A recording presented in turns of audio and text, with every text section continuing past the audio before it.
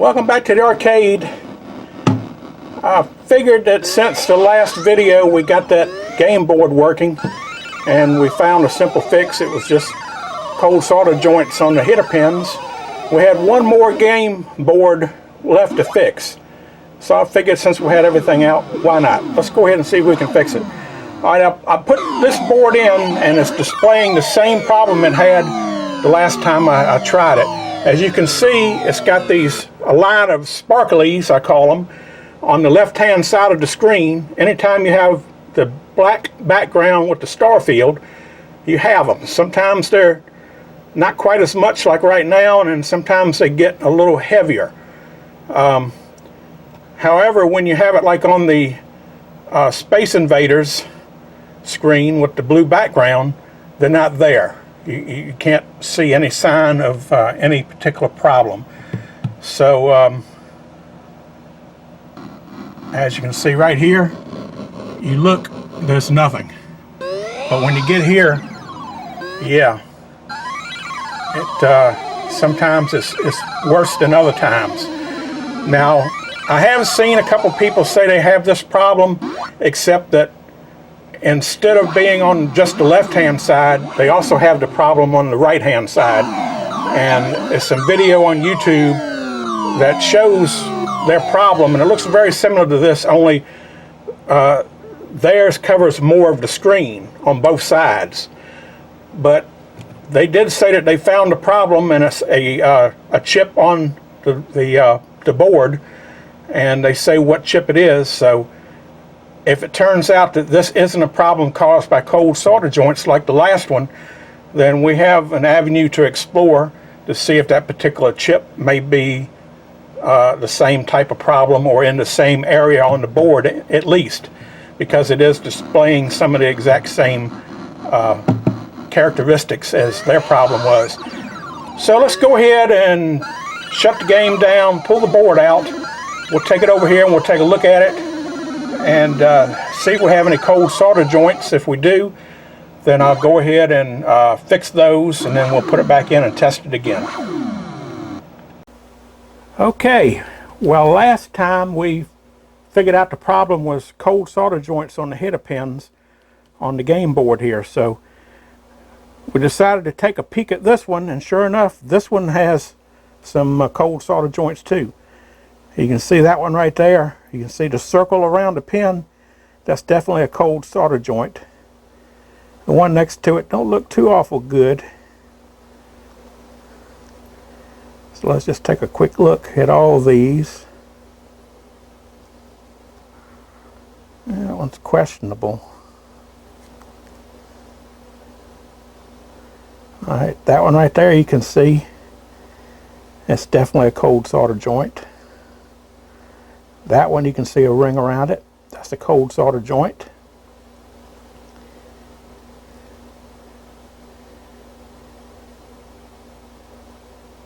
And some of these are kind of questionable. Kind of looks like a ring around that one, but not quite. That one right there, that's definitely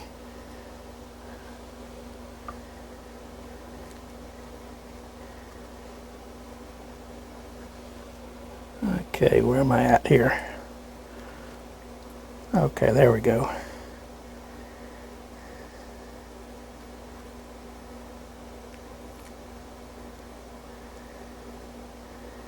That one looks kind of iffy.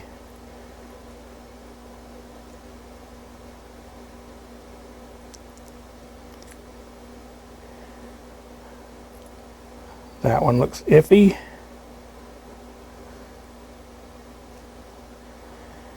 And that one right there is definitely a cold solder joint.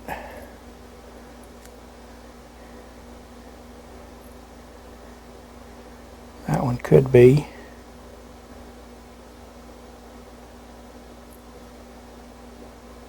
And that one right there is kind of looking like it. That one there too looks kind of partially.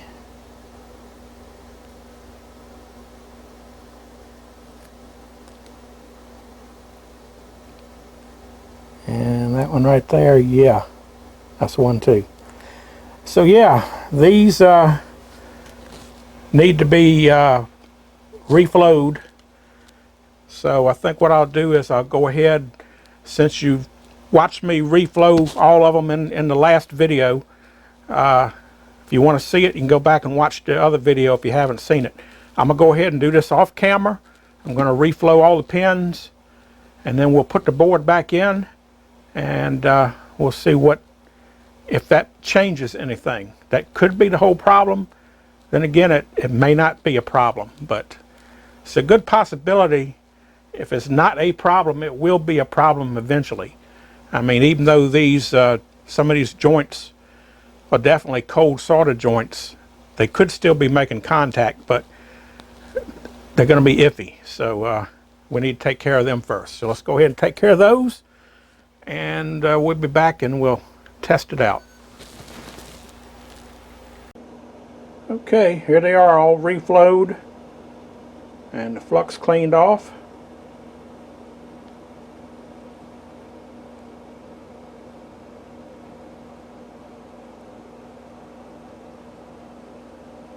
Looking good.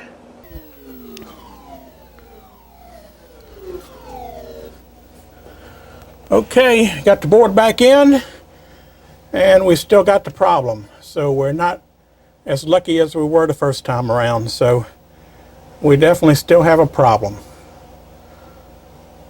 Okay, well, let's take the board back out and see what we can figure out. Okay, well, I did a little more research, and I found someone who had a similar problem with their board, the game board, and I'm going to put a little video that they put on YouTube showing their problem.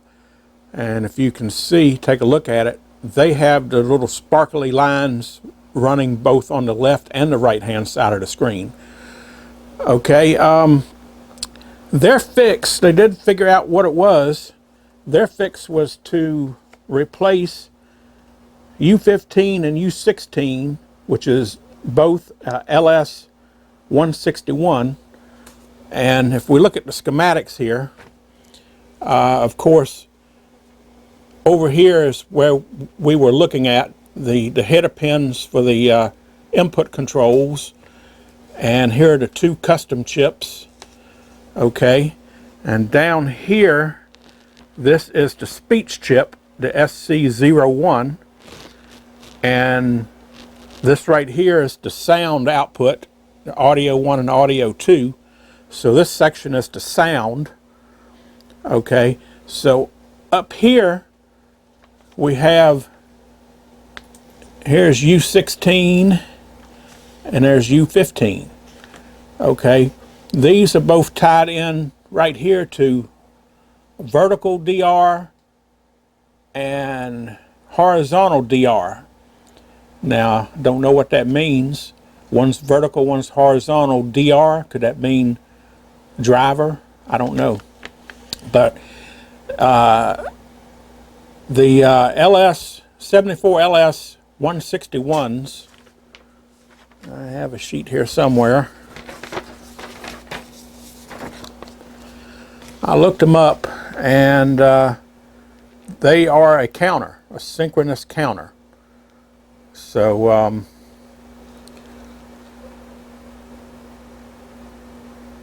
I guess that's a possibility that may be where our problem is, or it could be close to where our problem is. So what I think I'm going to do is, since I don't have a test rig set up to where I can put a logic probe on here and probe these chips, I think I'm just going to go ahead and desolder the chips, put in sockets. I'll be able to test the chips with my Chinese chip tester here and find out if they're good or bad. It should test a 161 with no problem. And we'll go ahead and put 2 new chips in it anyway and try it out, and just, what the heck, maybe we get lucky. So let me go ahead and fire everything up, and we'll take those 2 chips out. Okay, well, here's U15 and there's U16, and they are 74 LS 161s. So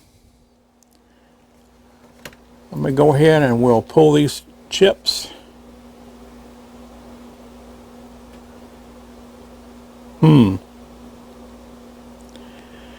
Looking at the back side of this, it looks like U15 has been changed before.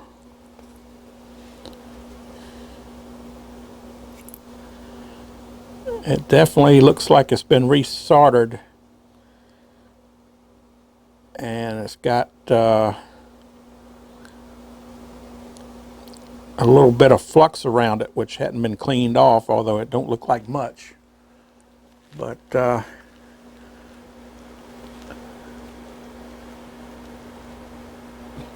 don't know if the camera will pick that up or not, but that right there.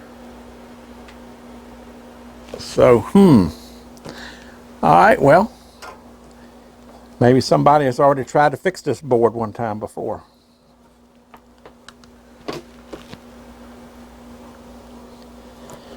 Well, let's see. Let me take a close look at that and see if they bent these pins over. I hate that. No, pins look okay. At least that's a good thing. I was U15, so I'll start with that.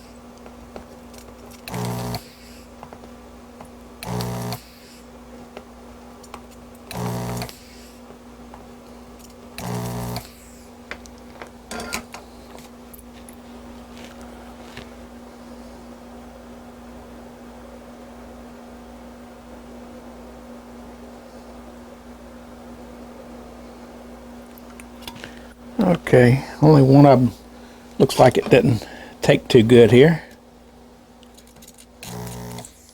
Yeah, I got it.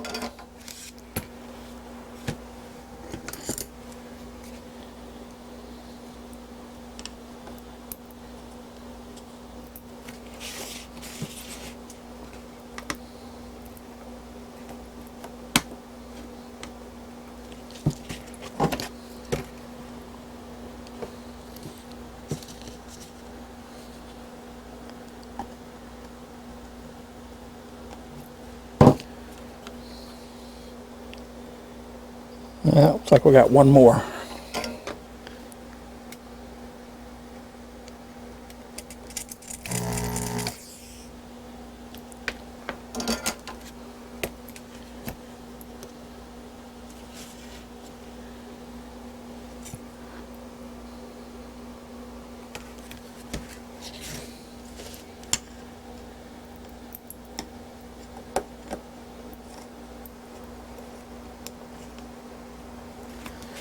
I'll try to get the chip out so I can put it in the chip tester.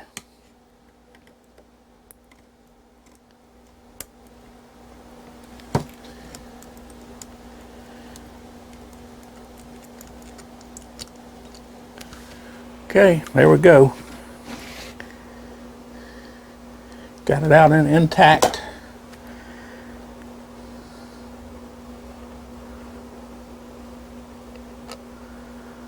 Put it in the tester.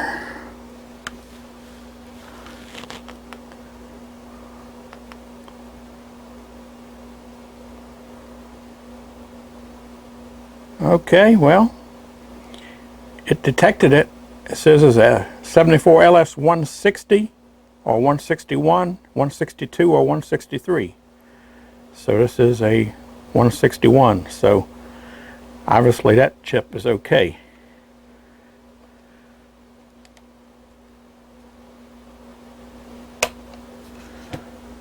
All right, let me put a new one in and just see what the tester does with a new one. Here's a brand new 161.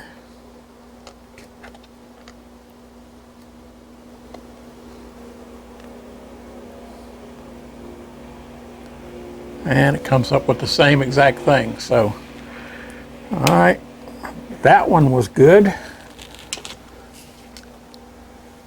All right, let's try U16. Now this one looks original. Nobody's taken this one out before.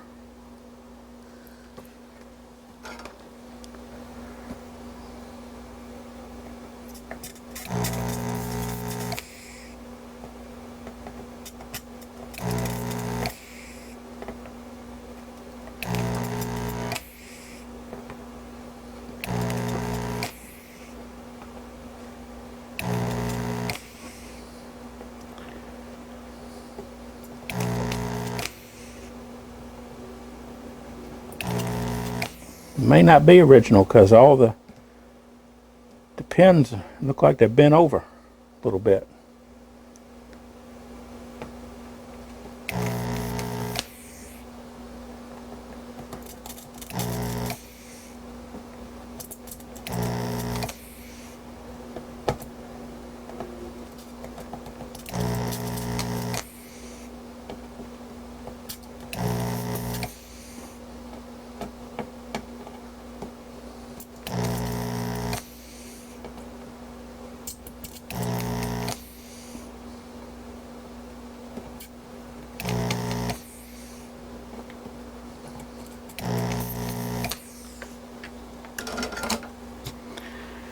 Okay.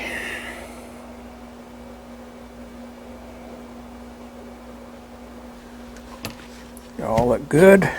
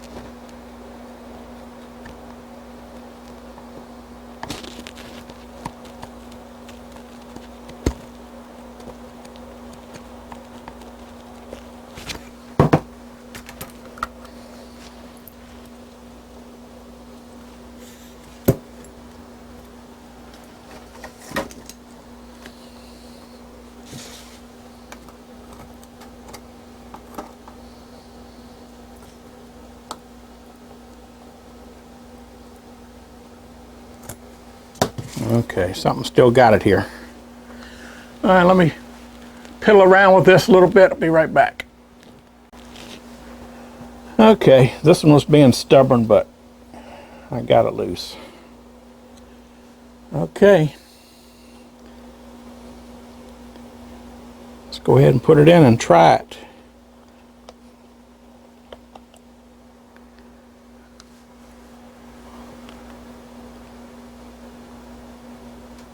Ah, not found. Let's try that again here.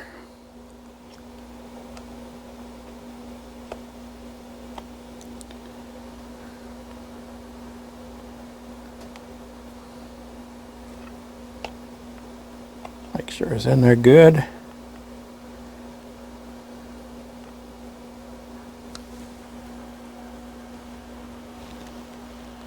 Not found, so evidently this chip is bad. We may have gotten lucky. Okay. Well, we're going to put 2 new chips in it anyway, because even though if the chip is bad, it would seem like it's partially working because the game is working. It's just got that little line of interference in the video. So it's possible that even if the chip did read good, it still could have been kind of flaky, not 100%. So yeah, well, let's go ahead, and I got 2 sockets. I'm gonna go ahead and put sockets in, and let's see.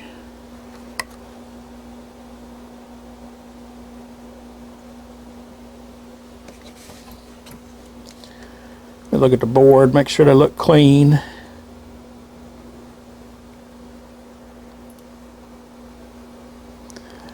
Got one little solder bump right there. That's probably what was holding that chip in.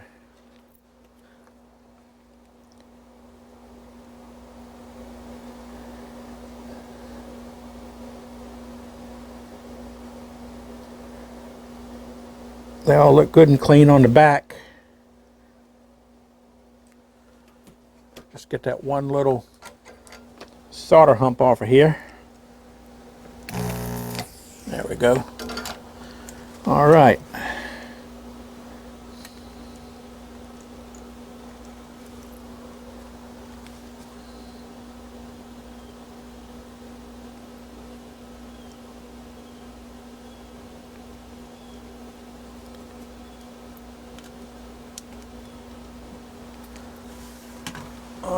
Let's see, where are my foam pads?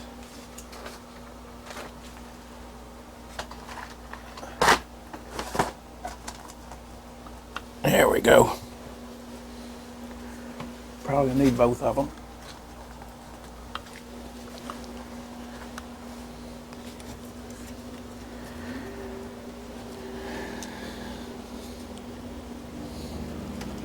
All right. Put those on the chip. This one right here.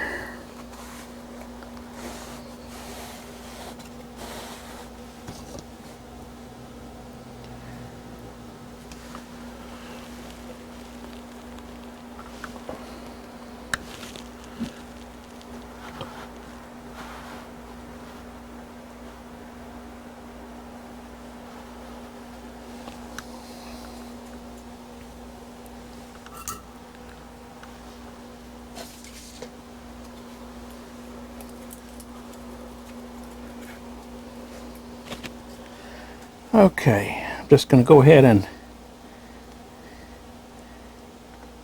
tack these sockets in.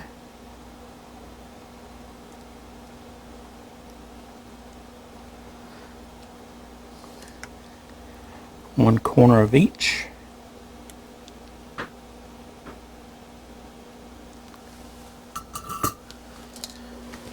And now, like always, I like to check and make sure that they're flat and in like they should be.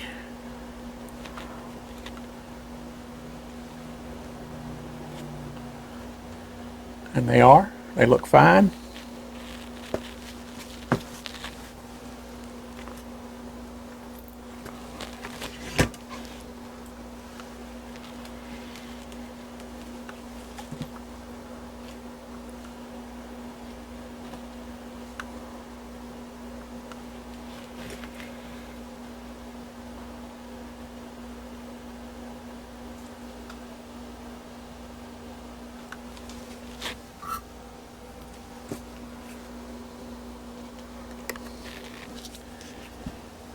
Okay.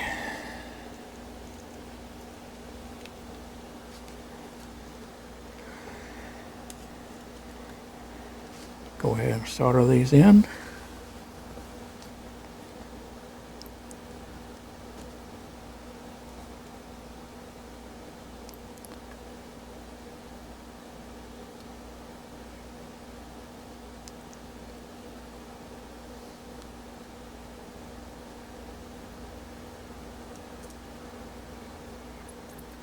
These two are jumped together, so it's not a solder bridge.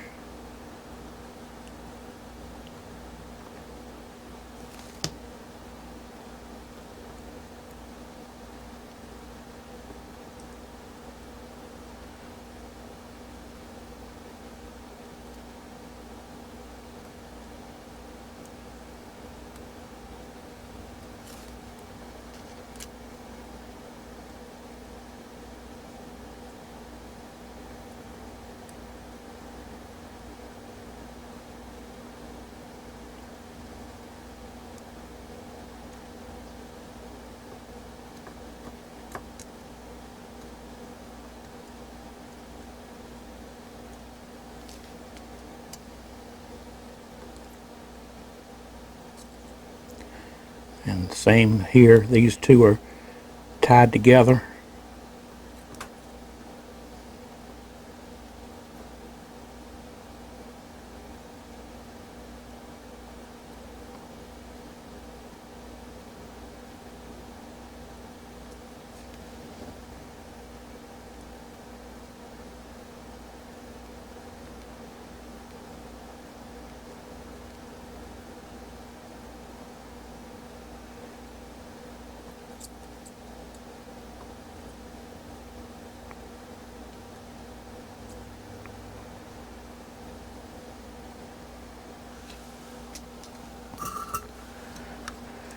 Alright, take a look, make sure they're soldered good.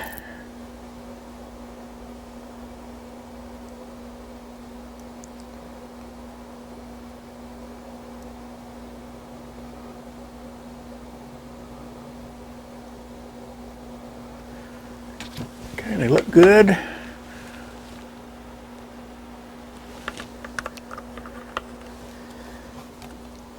I don't know if you can pick it up, but I've noticed this one here has flux on it too, so somebody has changed this one time before. And this one is a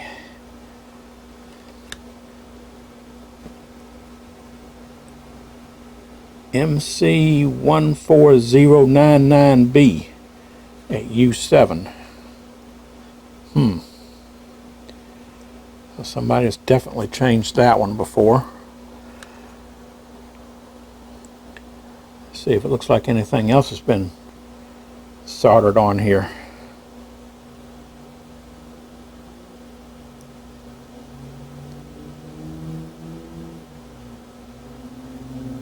No, everything else looks okay. I already soldered the header pins on this one, so all those are good. So the two I just soldered.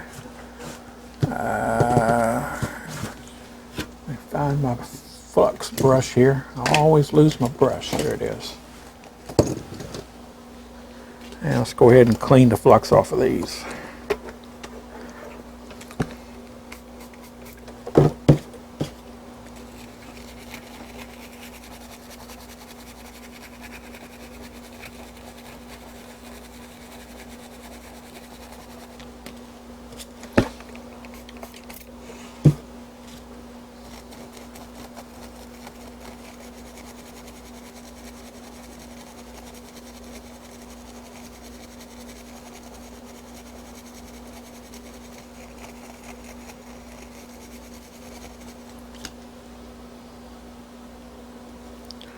Okay.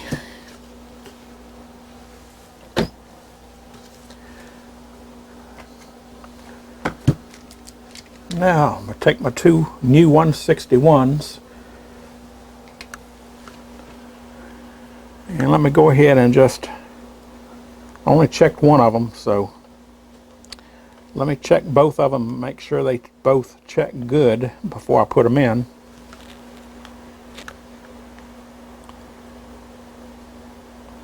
Okay, that one's good.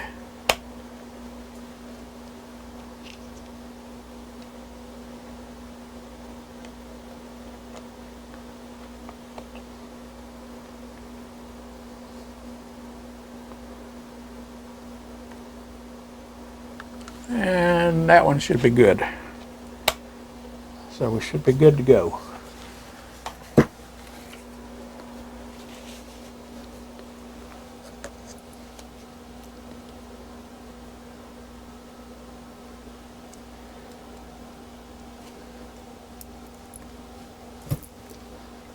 Go ahead and stick them in.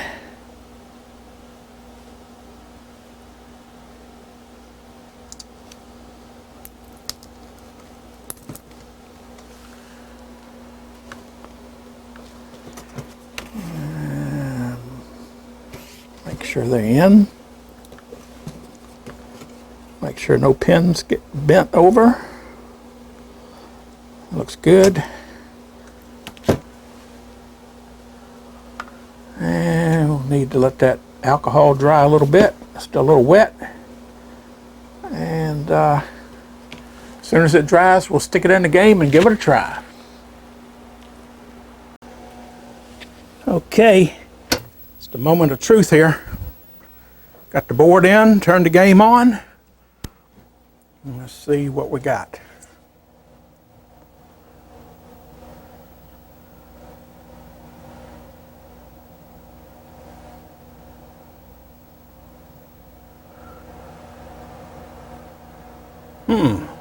So far, looks promising.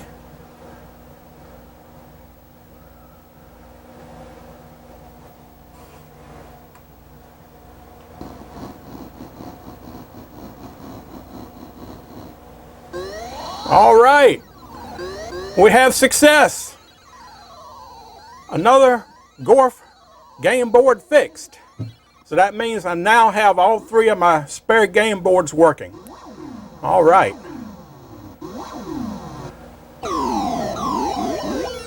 Well, that's just great. I'm glad that I found that post, and whoever posted that video and posted the fix for this game, I appreciate it.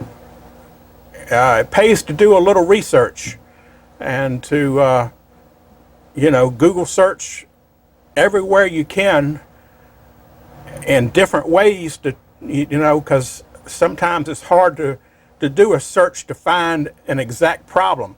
This one, I believe, was listed under a problem with Starfield. And it was Gorf, I believe. And then somebody else in the post also said they had the same problem with their Wizard of War. And they actually, in the post on the Killer List of Video Games, because that's where the post was, they actually put a picture of their Wizard of War with the same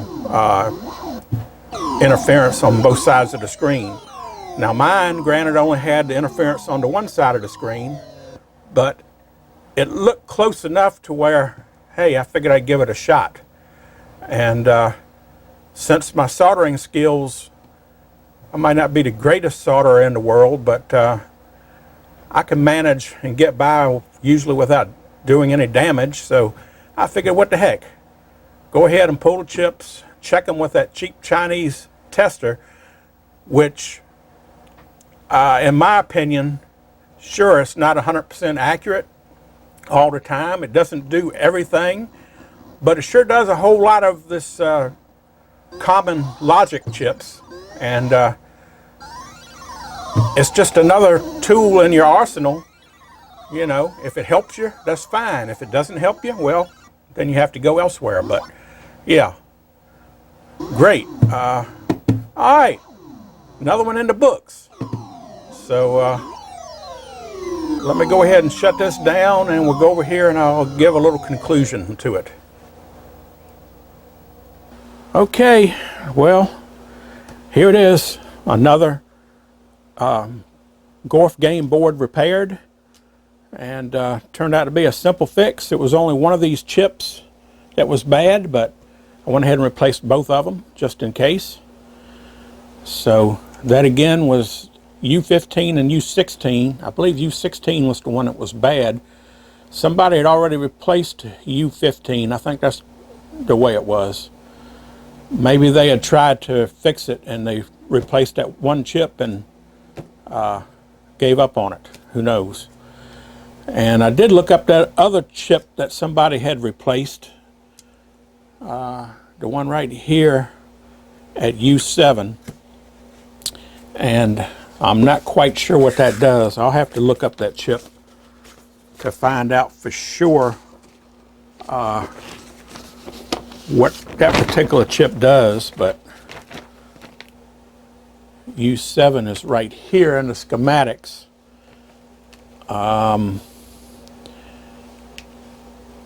It does run to quite a few of the 28-pin header on the board at J2, but I don't know what they are. They're listed like DEV1, DEV2, 3, 4, 5, 6, CCTR2, CCTR2, DRU7, SEV110. So It does have some connections to the I/O chip, which also handles the inputs to the joystick, and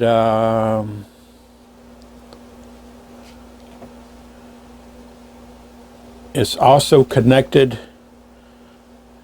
to U6, which is